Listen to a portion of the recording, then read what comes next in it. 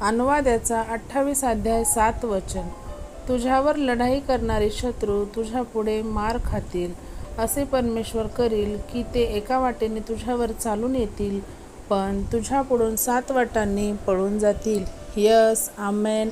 जय ख्रिस्त सर्वांना. कशी आहे माझी यूट्यूब फॅमिली? मी आशा करते तुम्ही सर्वजण सुरक्षित आणि आशीर्वादित असाल येशू मसीहाच्या सामर्थ्य नावामध्ये.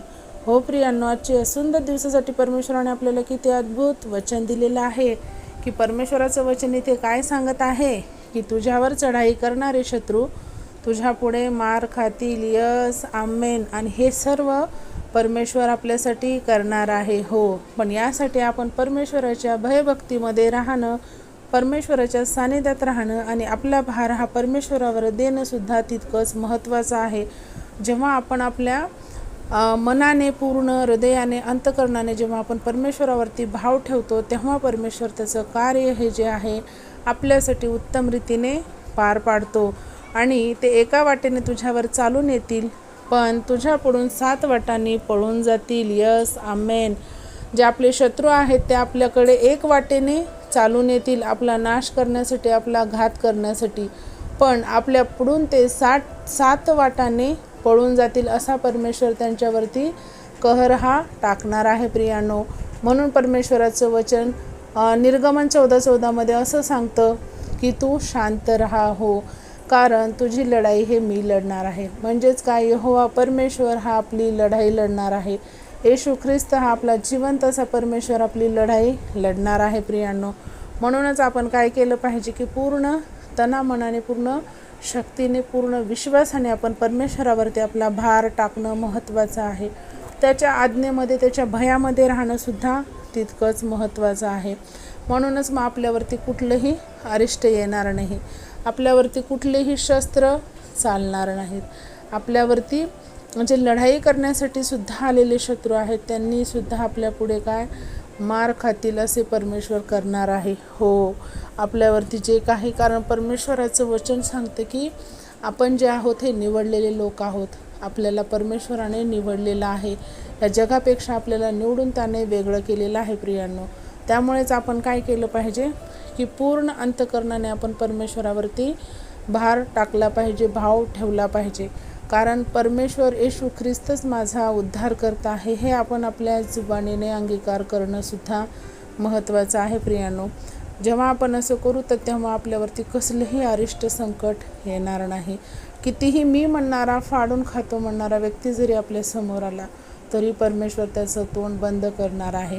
जसं परमेश्वराने काय, जेव्हा दानिएलाला वाघाच्या, सिंहाच्या गुहेमध्ये टाकलं गेलं होतं प्रियानो, तर परमेश्वराने तिथं त्याचं अगदी उत्तम उदाहरण आपल्यासाठी दिलेलं आहे की त्याने ते सिंहाचा सुद्धा जबडा बंद केलेला आहे. हो, कारण दानिएल हा विश्वासू होता, तो विश्वासयोग्य त्याचं पात्र होता. त्यामुळे परमेश्वराने त्याच्या जीवनात उत्तम असं कार्य केलेलं आहे.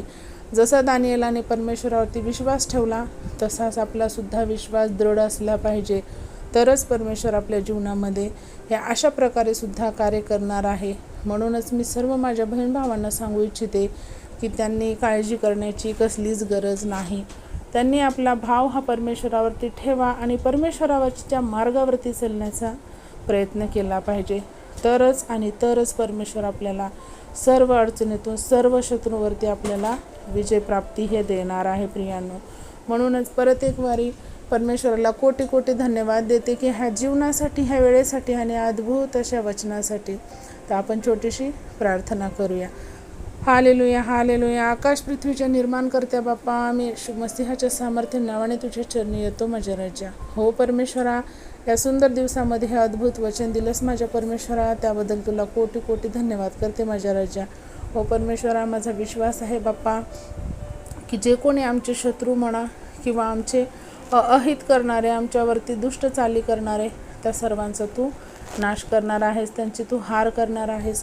हो परमेश्वरा, ते एका वाटेने आमच्यावरती चालून येतील, पण तू तुझ्या सामर्थ्य हाताने त्यांना 7 वाटेने पळवून लावणारा असा आमचा जिवंत परमेश्वर आहेस.